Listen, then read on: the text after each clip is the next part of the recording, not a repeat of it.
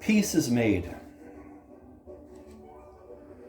The scoundrel did indeed have a bit of talent. Stepan Trofimovich once tried to convince me that the loftiest artistic talents can be the most terrible scoundrels, and that the one does not exclude the other. Rumor later had it that Lyamshin stole this little piece from a certain talented and modest young man, a visiting acquaintance of his, who remained unknown, but that is an aside. This blackguard, who for several years fluttered around Stepan Trofimovich, portraying on demand at his parties various little Jews, the confession of a deaf woman, or the birth of a child, now at Yulia Mikhailovna's produced killing caricatures, among them one of Stepan Trofimovich himself entitled A Liberal of the 40s. Everyone rocked with laughter, so that by the end it was decidedly impossible to chase him out. He had become too necessary a person. Besides, he fawned servilely on Peter Stepanovich, who in his turn had by that time acquired a strangely strong influence over Yulia Mikhailovna. I would not have begun speaking in particular about this scoundrel, and he would not be worth dwelling upon, but at that time a certain outrageous incident occurred in which it was asserted he also took part, and this incident I can by no means omit from my chronicle. One morning the news swept through town of an ugly and outrageous blasphemy. At the entrance to our vast marketplace stands the decrepit church of the Nativity of the Mother of God, which is a notable antiquity in our ancient town. Long ago, a large icon of the Mother of God had been built into the wall behind a grating near the gates of the enclosure. And so, one night the icon was robbed. The glass of the frame was knocked out, the grating was broken, and a few stones and pearls were taken from the crown and setting. Whether very valuable ones or not, I do not know. But the main thing was that besides the theft, a senseless, jeering blasphemy was committed.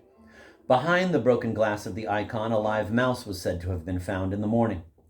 It is known positively now, 4 months later, that the crime was committed by the convict Fedka, but for some reason Lyamshin's participation had also been added to it. At the time, no one mentioned Lyamshin, and he was not suspected at all, but now everyone insists that it was he who let in the mouse. I remember all our authorities being somewhat at a loss. People had been crowding around the scene of the crime since morning. There was a constant crowd standing there, though not a very big one, but still about 100 people. Some came, others left.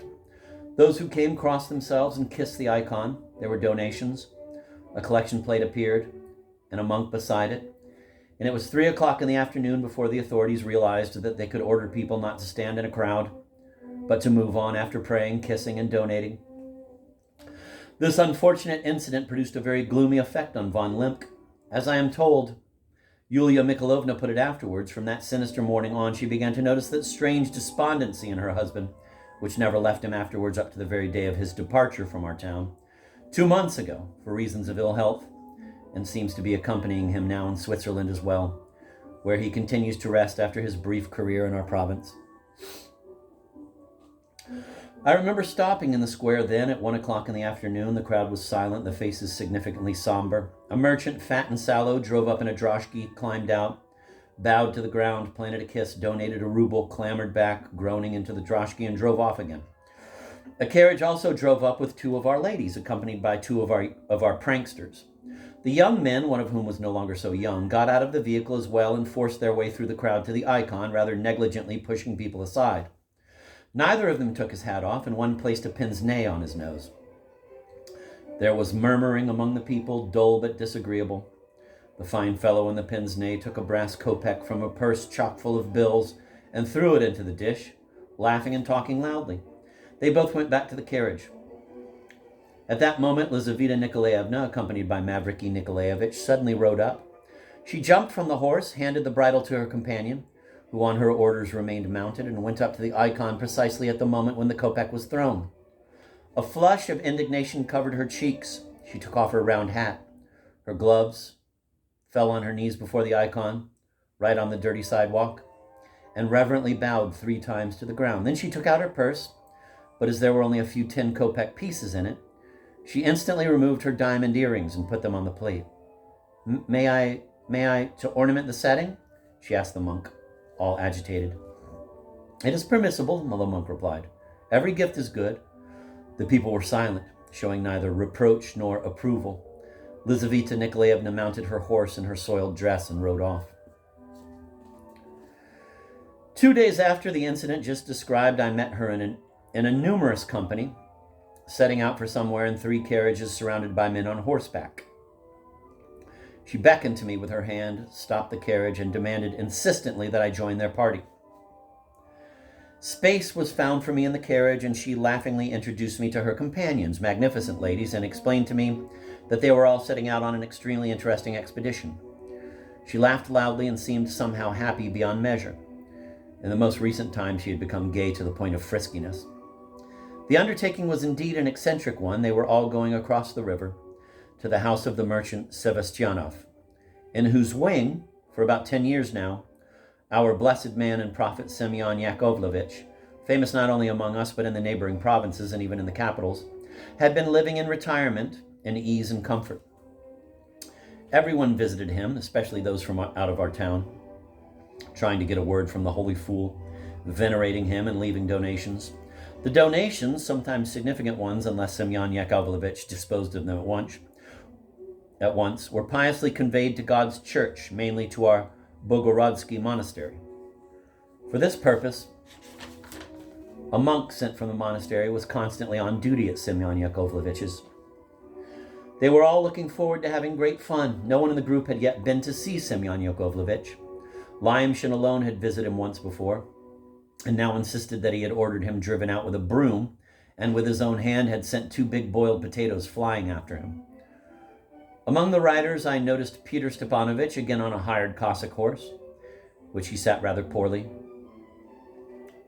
and Nikolai Vsevolodovich, also on horseback. On occasion, the latter did not shun the general amusement, and at such times was always of decently cheerful mien, though he spoke as little and as seldom as ever.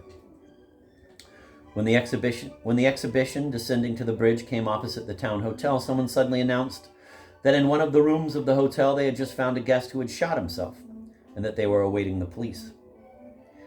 At once the idea was voiced of having a look at the suicide. The idea met with support. Our ladies had never seen a suicide. I remember one of them saying aloud right then that, quote, everything has become so boring that there's no need to be punctilious about entertainment as long as it's diverting, end of quote. Only a few stood and waited by the porch. The rest went trooping down the dirty corridor, and among them, to my surprise, I noticed Lizaveta Nikolaevna. The room of the man who had shot himself was not locked, and naturally they did not dare to keep us from going in. He was a young boy, about 19, certainly not more, who must have been very pretty, with thick blonde hair, a regular oval face, a pure, beautiful brow. He was already stiff, and his white face looked as if it were made out of marble. On the table lay a note in his handwriting, saying no one was to blame for his death, and that he was shooting himself because he had, quote, caroused away, end of quote, 400 rubles. The phrase, quote, caroused away, end of quote, stood just so in the note. In its 4 lines, there were 3 grammatical errors. A fat landowner, who seemed to be his neighbor and was staying in another room on business of his own, sighed over him especially.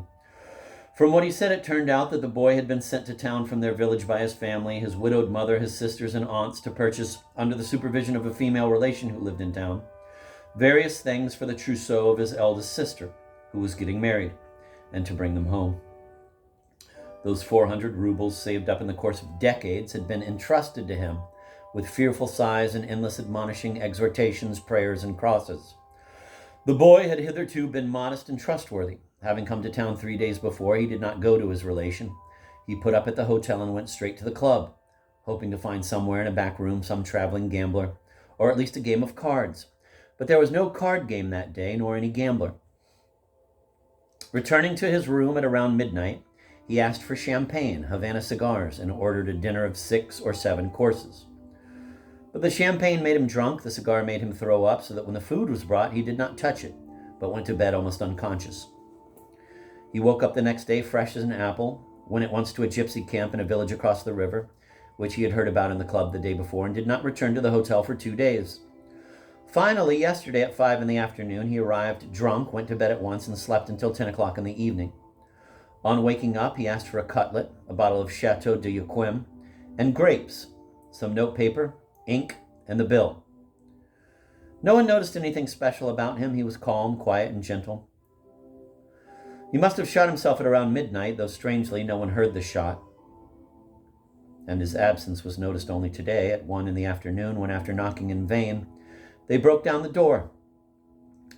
The bottle of Chateau d'Yquem was half empty. About half a plate of grapes was also left.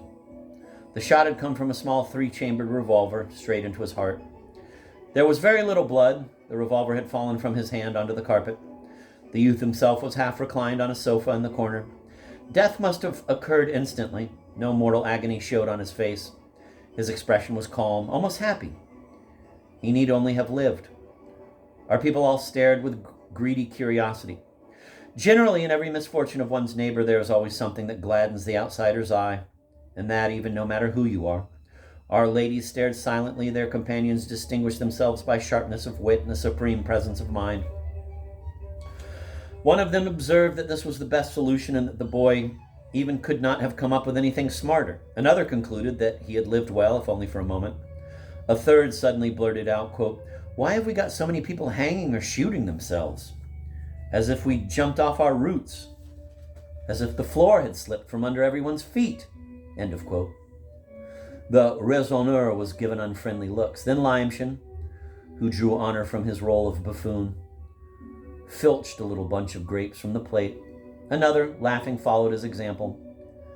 And a third reached out for the Chateau d'Yquem as well. But he was stopped by the police chief, who arrived and even ordered them to clear the room.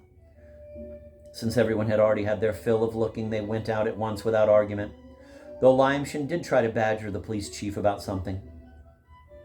For the remaining half of the way, the general merriment, laughter, and brisk chatter became almost twice as lively.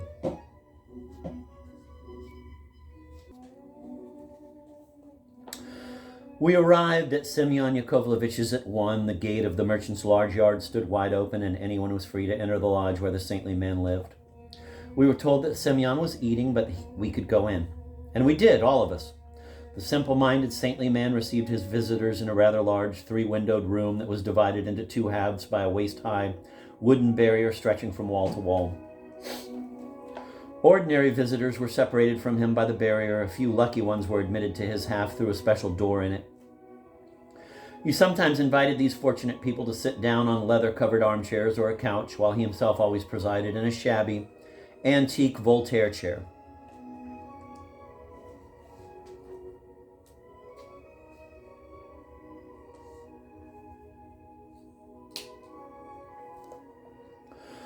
Semyon Yakovlevitch was a rather big, pale, bloated man of 55 or so, with thinning fair hair surrounding a bald patch. He was shaven, his right cheek was swollen, and his mouth looked slightly twisted.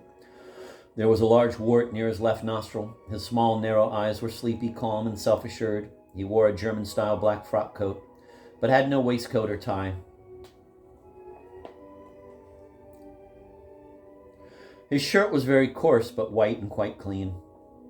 His feet were probably sore, for he wore slippers. I remember hearing that he had once been in government service and had even held a substantial position. He had just finished eating a bowl of fish soup and was starting on his second course, boiled potatoes in their jackets with salt. I understand he never ate anything else. He drank a lot of tea, of which he was very fond. 3 servants, paid by the merchant, attended him. One wore a frock coat, another looked like a factory hand, and the third like a verger. There was also a very lively boy of 16 or so, as well as the monk in charge of the collection plate, who seemed rather unsuitably fat. On one of the tables, a huge samovar was bubbling, and beside it stood a tray with perhaps as many as 24 glasses on it.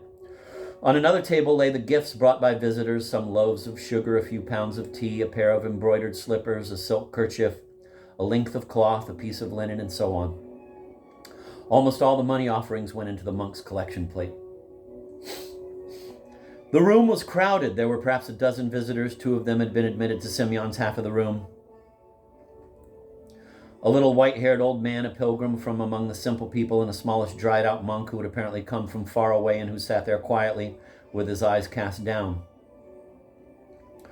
The other visitors on the near side of the partition were also mostly simple folk, except for a fat merchant who had come from a provincial center, a bearded man who wore a Russian shirt and was reputed to be worth 100,000 rubles, an impoverished, middle-aged gentlewoman, and a landowner. Each person present was hoping that Semyon would speak to him, but no one dared address him first. About 4 of them were kneeling. of whom the one who attracted the most attention was the landowner. A big man of 45 or so.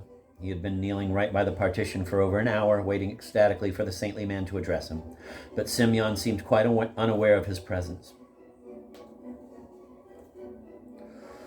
Our ladies gathered by the partition, giggling and exchanging lively remarks and whispers. The other visitors, both those kneeling and the rest, had been pushed back or were screened from Simeon's view, except for the landowner, who remained in the front row, stubbornly holding onto the partition with both hands.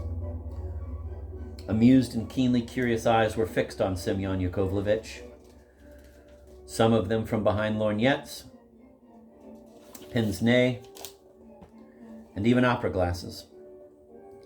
Semyon, for his part, lazily sized them up with his sleepy little eyes.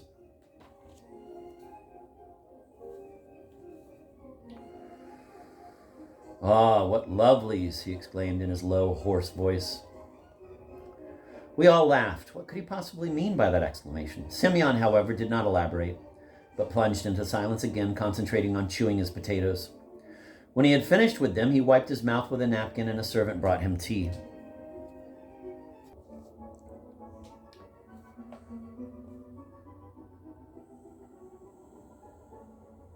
Usually he invited some of his visitors to partake in this tea drinking by pointing at the lucky ones. His choice was unpredictable. Sometimes, passing over the rich and powerful, he ordered that the tea be offered to some peasant or a ragged old woman.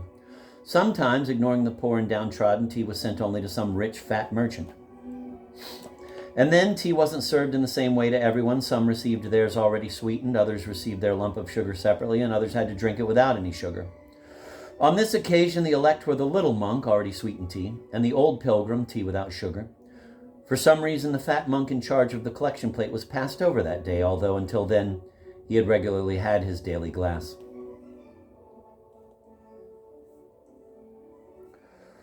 "Semyon Yakovlevich, please say something to me. I've been longing to meet you for so long," said the elegant lady, who earlier in the carriage had stated that she wasn't fussy about the sort of entertainment, as long as it was amusing.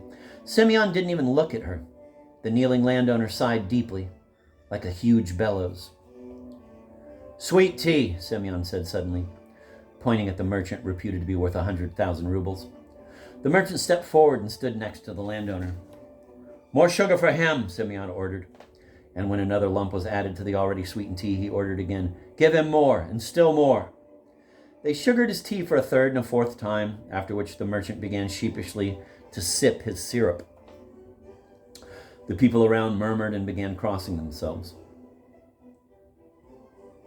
"Semyon Yakovlevich, sir," the mournful but strident voice of the impoverished gentlewoman resounded suddenly. She had been pushed into the background by our crowd. "I have been waiting a full hour for your blessing. Guide me, poor wretched woman that I am, please." "Ask her," Semyon said to the servant, who looked like a verger. The servant walked up to the partition. "Have you done what Semyon Yakovlevich told you last time?" he asked the gentlewoman, who was a widow, in a quiet, even voice. I'm going to have to repeat that because I didn't follow the stage directions very well. "Have you done what Semyon Yakovlevich told you last time?" he asked the gentlewoman, who was a widow, in a quiet, even voice.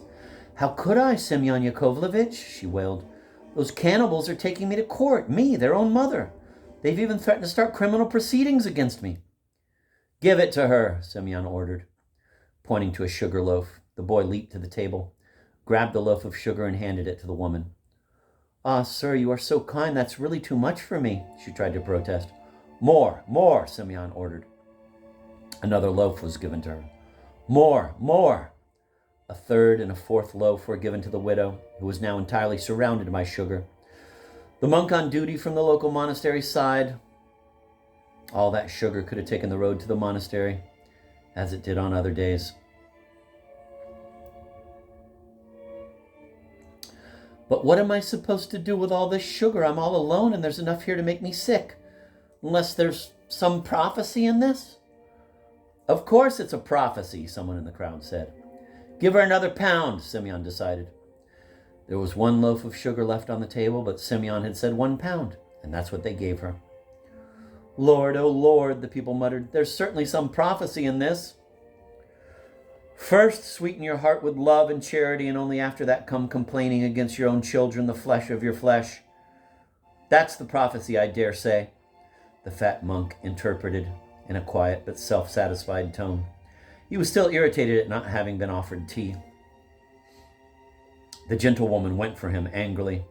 How can you say such a thing, brother? She rasped. They dragged me into the flames by a rope when the Vershinin house caught fire. Then they slipped a dead cat into my trunk. I tell you, they're capable of anything. Out! Out! Semyon suddenly shouted, waving his hands. The verger and the boy hurried through the partition. The verger took the widow's arm. She calmed down and left with him without resisting, only glancing back at the sugar loaves that the boy was carrying behind them. Take one back, Semyon ordered the servant who looked like a factory hand and who had stayed by him. The man rushed after them, and soon the 3 servants and 1 loaf of sugar were back. The widow left with the 3 other loaves.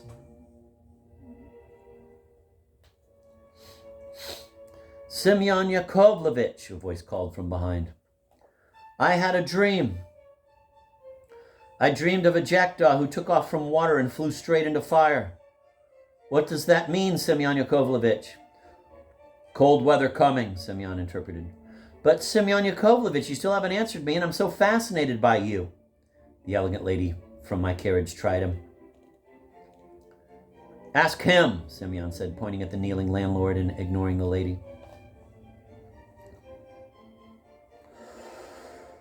The fat monk attached to the collection plate to whom the order was addressed got up and walked slowly and with dignity toward the kneeling figure. What wrong have you done? Have you been ordered to do something?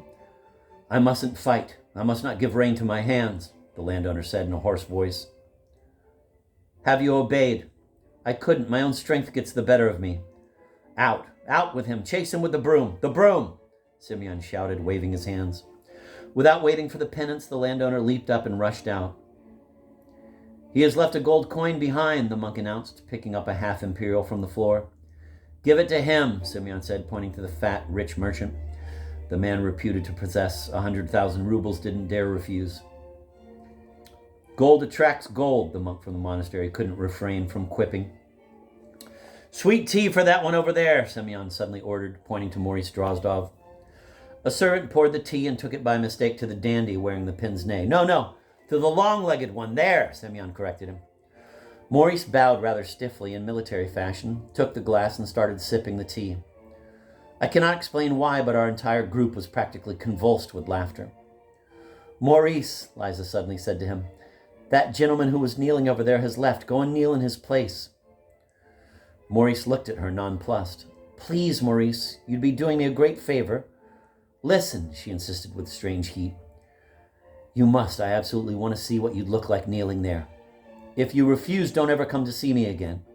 I demand that you go down on your knees, now. I have no idea what she was after, but she made her demand insistently and imperiously, as if she were in a trance. As we shall see later, Maurice himself explained such whims, which had become more frequent recently, as outbursts of blind hatred for him. There was no real spite in it. He knew that she really thought well of him and liked him. But there were moments when she was overcome by unconscious fits of hatred that she couldn't control. Silently, he handed his glass to an old woman who stood behind him, opened the door of the partition, and without having been invited, stepped into Semyon's private half of the room and went down on his knees in the middle of it, in full sight of everybody. I believe that simple, sensitive man that he was shocked by Liza's humiliating him in front of us all. Perhaps he thought that she would be ashamed herself when she witnessed the humiliation she had thrust on him. Of course, no one but he would have risked such a naive method to try to change a woman. Now he knelt there with a grave and dignified expression on his face, long, ungainly, and ridiculous. But none of us laughed. The unexpected incident produced a painful impression on us all. We all looked at Liza. Anoint him, Semyon Yakovlevich muttered. Liza went suddenly pale. She let out a cry and rushed through the partition. A short, hysterical scene followed. She caught Maurice by the elbow and started pulling him up with both hands. Get up, get up, she screamed beside herself. How dare you kneel here? Get up immediately. Maurice rose from his knees. She squeezed his arm above the elbow with both hands and looked intently into his face. There was fear in his eyes. "Ah, what lovely," Semyon Yakovlevich said again. Finally, she dragged Maurice back to our side of the partition. A stir passed through all our group. The lady from our carriage, probably wishing to dispel the embarrassing atmosphere, addressed Semyon for the third time and, in a shrill voice, asked him with a playful smile, "Well, Semyon Yakovlevich, can't you really prophesy something for me too? I was so hoping you would." "I'll let you have something in your beep," Semyon said, turning suddenly on her and using an unprintable expression. He articulated every word with deadly precision. Our ladies let out shocked cries and rushed toward the door. The gentlemen burst into stentorian laughter. And that was the end of our expedition to the saintly half-wit. But another rather mysterious incident is supposed to have occurred at this juncture, and it is actually because of it that I have dwelled so lengthily on this trip. They say that when everyone rushed toward the door, Liza, supported by Drozdov, suddenly found herself face to face with Stavrogin in the doorway. I must say here that since her fainting spell on that Sunday, she and Stavrogin hadn't exchanged a word, although they had come across each other on several occasions. I saw them almost butt into each other, and it seemed to me that they stopped for an instant and looked at each other strangely. However, I couldn't see very well with so many people tearing about. Some witnesses insisted that when Liza came close to Stavrogin, she raised her hand to the level of his face, and would probably have struck him if he hadn't at that moment turned away from her. Maybe his expression irritated her. Maybe she resented his smile after the scene with Drozdov. I admit that I myself saw nothing, but others insisted they did, although everyone certainly could not possibly have seen it in that melee. However, some may have. Anyway, I didn't believe it at the time. I do remember, though, that Stavrogin was rather pale throughout our trip back.